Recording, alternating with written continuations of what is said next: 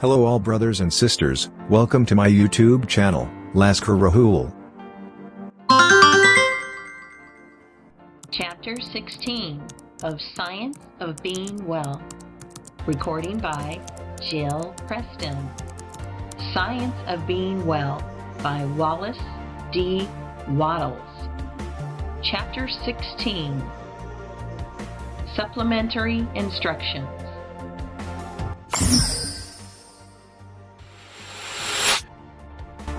In forming a conception of health, it is necessary to think of the manner in which you would live and work if you were perfectly well and very strong. To imagine yourself doing things in the way of a perfectly well and very strong person until you have a fairly good conception of what you would be if you were well. Then take a mental and physical attitude in harmony with this conception, and do not depart from this attitude. You must unify yourself in thought with the thing you desire, and whatever state or condition you unify with yourself in thought will soon become unified with you in body. The scientific way is to sever relations with everything you do not want, and to enter into relations with everything you do want. Form a conception of perfect health, and relate yourself to this conception in word, act, and attitude. Guard your speech. Make every word harmonize with the conception of perfect health. Never complain. Never say things like these: I did not sleep well last night. I have a pain in my side. I do not feel at all well today, and so on. Say, I am looking forward to a good night's sleep tonight. I can see that I progress rapidly, and things of similar meaning. Insofar as everything which is connected with disease is concerned, your way is to forget it. And insofar as everything which is connected with health is concerned, your way is to unify yourself with it in thought and speech. This is the whole thing in a nutshell. Make yourself one with health in thought, word, and action, and do not connect yourself with sickness either by thought, word, or action.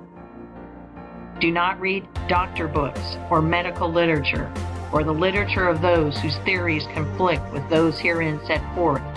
To do so will certainly undermine your faith in the way of living upon which you have entered, and cause you to again come into mental relations with disease. This book really gives you all that is required.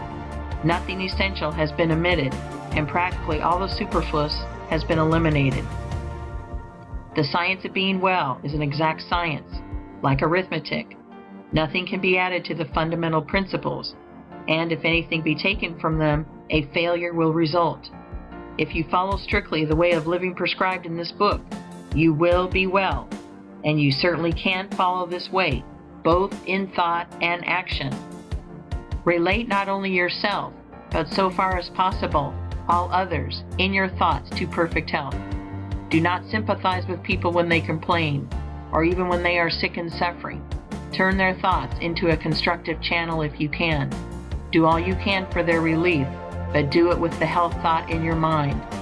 Do not let people tell their woes and catalog their symptoms to you. Turn the conversation to some other subject, or excuse yourself and go. Better be considered an unfeeling person than to have the disease thought forced upon you. When you are in company of people whose conversational stock in trade is sickness and kindred matters, ignore what they say and fall to offering a mental prayer of gratitude for your perfect health. And if that does not enable you to shut out their thoughts, say goodbye and leave them. No matter what they think or say, politeness does not require you to permit yourself to be poisoned by diseased or perverted thought. When we have a few more hundred of thousands of enlightened thinkers who will not stay where people complain and talk sickness, the world will advance rapidly toward health. When you let people talk to you of sickness, you assist them to increase and multiply sickness. What shall I do when I am in pain? Can one be in actual physical suffering and still think only thoughts of health? Yes. Do not resist pain. Recognize that it is a good thing. Pain is caused by an effort of the principle of health to overcome some unnatural condition. This you must know and feel. When you have a pain, think that a process of healing is going on to the affected part and mentally assist and cooperate with it. Put yourself in full mental harmony with the power which is causing the pain. Assist it. Help it along.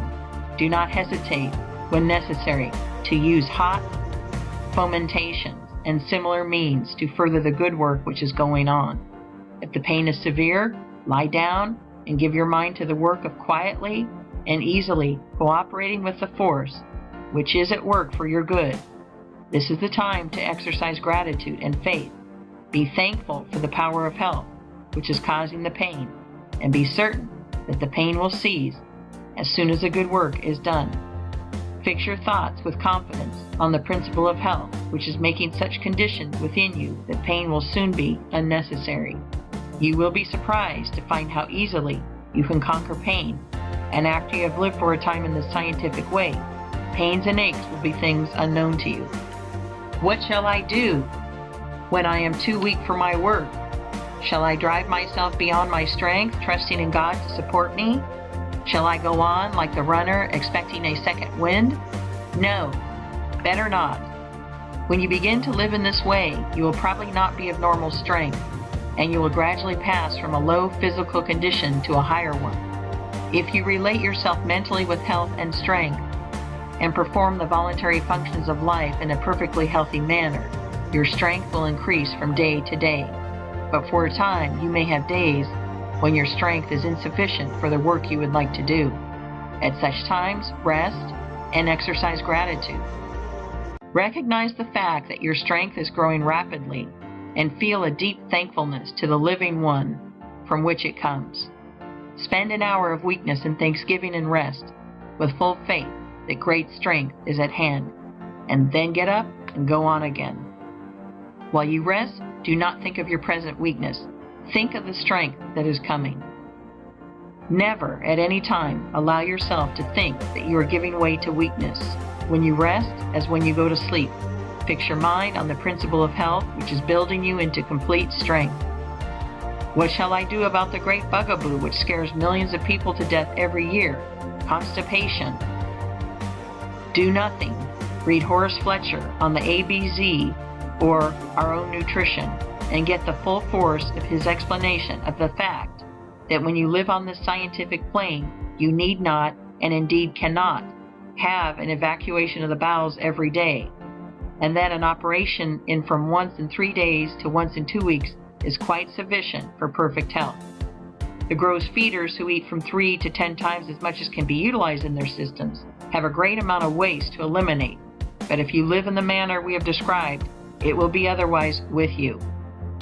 If you eat only when you have an earned hunger and chew every mouthful to a liquid, and if you stop eating the instant you begin to be conscious of an abatement of your hunger, you will so perfectly prepare your food for digestion and assimilation that practically all of it will be taken up by the absorbents, and there will be little, almost nothing, remaining in the bowels to be excreted. If you are able to entirely banish from your memory all that you have read in doctor books and patent medicine advertisements concerning constipation, you need give the matter no further thought at all. The principle of health will take care of it. But if your mind has been filled with fear thought in regard to constipation, it may be well in the beginning for you to occasionally flush the colon with warm water. There is not the least need of doing it, except to make the process of your mental emancipation from fear a little easier. It may be worthwhile for that. And as soon as you see that you are making good progress, and that you have cut down your quantity of food and are really eating in the scientific way, dismiss constipation from your mind forever. You have nothing more to do with it. Put your trust in that principle within you, which has the power to give you perfect health. Relate it by your reverent gratitude to the principle of life, which is all power, and go on your way rejoicing. What about exercise? Everyone is the better for a little all-round use of the muscles every day, and the best way to get this is to do it by engaging in some form of play or amusement. Get your exercise in the natural way, as recreation, not as a forced stunt for health's sake alone. Ride a horse or a bicycle, play tennis, or 10 pins, or toss a ball. Have some avocation, like gardening, in which you can spend an hour every day with pleasure and profit. There are 1,000 ways in which you can get exercise enough to keep your body supple and your circulation good, and yet not fall into the rut of exercising for your health. Exercise for fun or profit. Exercise because you are too healthy to sit still, and not because you wish to become healthy or to remain so. Are long continued fasts necessary? Seldom, if ever. The principle of health does not often require 20, 30, or 40 days to get ready for action. Under normal conditions, hunger will come in much less time. In much long fasts, the reason hunger does not come sooner is because it has been inhibited by the patient himself. He begins the fast with the fear, if not actually with the hope, that it will be many days before hunger comes. The literature he has read on the subject has prepared him to expect a long fast, and he is grimly determined to go to a finish. Let the time be as long as it will, and the subconscious mind, under the influence of powerful and positive suggestion, suspends hunger. When, for any reason, nature takes away your hunger, go cheerfully on with your usual work, and do not eat until she gives it back. No matter if it is 2, 3, 10 days or longer, you may be perfectly sure that when it is time for you to eat, you will be hungry. And if you are cheerfully confident and keep your faith in health, you will suffer from no weakness or discomfort caused by abstinence. When you are not hungry, you will feel stronger, happier, and more comfortable if you do not eat than you will if you do eat, no matter how long the fast. And if you live in the scientific way described in this book, you will never have to take long fasts.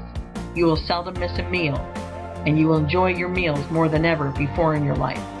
Get an earned hunger before you eat, and whenever you get an earned hunger, eat. End of Chapter 16. Recording by Jill Preston.